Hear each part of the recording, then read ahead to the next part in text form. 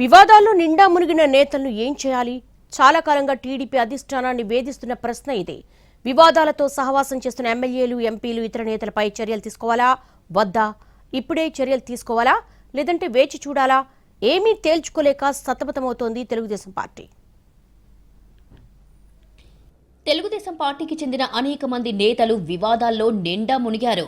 Eluru MP పుట్ట Mahesh Yadav drugs కేసులో ఇరుక్కున్నారు. Satyavedu MLA కోనేటి ఆదిమూలం లాంటి వారు మహిళలకు సంబంధించిన వివాదాల్లో తీవ్ర విమర్శలు ఎదుర్కొన్నారు. వీరే కాకుండా చాలా మంది ప్రజా ప్రతినిధులు వివాదాలతోనే కాలం గడుపుతున్నారు. వారి వ్యవహారాలను ఎప్పటికప్పుడు గమనిస్తున్న సీఎం చంద్రబాబు ఛాన్స్ దొరికినప్పుడల్లా క్లాస్ తీసుకుంటూనే ఉన్నారు. కానీ కొందరిలో ఎలాంటి మార్పు రావడం లేదు. కొంతమంది ఎమ్మెల్యేల అవినీతి వ్యవహారాలు, శాండ్, ల్యాండ్ మాఫియాలో తలదూర్చడం, వివాదాస్పద వ్యాఖ్యలు, మహిళలకు సంబంధించిన వివాదాలు, ఇలా చాలా విషయాల్లో సీఎం చంద్రబాబుకు తలనొప్పి తెప్పిస్తున్నారు ప్రజా ప్రతినిధులు. కొంతమందిని క్రమశిక్షణ సంఘం ముందుకు పిలిచారు. మరికొంతమందిని వివరణ కూడా అడిగారు. టీడీపీ అధిష్టానానికి అన్ని రకాల నివేదికలు అందాయి. చర్యల విషయంలో మాత్రం ముందడుగు పడటం లేదు.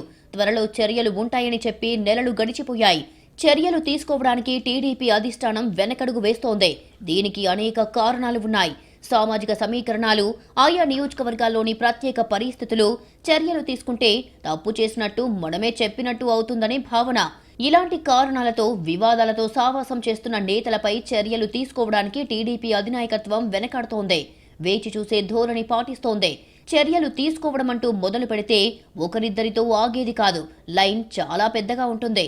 అందుకే లేనిపోని తలనొప్పి ఎందుకు అనే అభిప్రాయం కూడా టీడీపీ అధిష్టానంలో ఉందట. అందుకోసం చర్యల విషయాన్ని కొంతకాలం పెండింగ్లో పెట్టినట్టు సమాచారం. ఏలూరు ఎంపీ పుట్ట మహేష్ యాదవ్ డ్రగ్స్ కేసుకు సంబంధించిన పూర్తిస్థాయి నివేదిక చంద్రబాబు వద్దకు చేరిందే. ఒక ఎంపీ డ్రగ్స్ టెస్టులో పట్టుబడటం మామూలు విషయం కాదు. ఇక్కడ కూడా చర్యలు తీసుకోవడానికి అనేక కారణాలు అడ్డుగా వస్తున్నాయి. తక్షణమే చర్యలు తీసుకోవాల్సిన పరిస్థితిలోనూ అనుక్షణం ఆలోచించే వరకు పరిస్థితి వచ్చిందే. చర్యలు తీసుకుంటే ఒకలా, తీసుకోకపోతే మరోలా అనే సంకేతాలు వెళ్తాయని టీడీపీ అధిష్టానం భావిస్తోంది. అందుకే ఇప్పటికింతే అనే పాయింట్ ఫాలో అవుతోంది.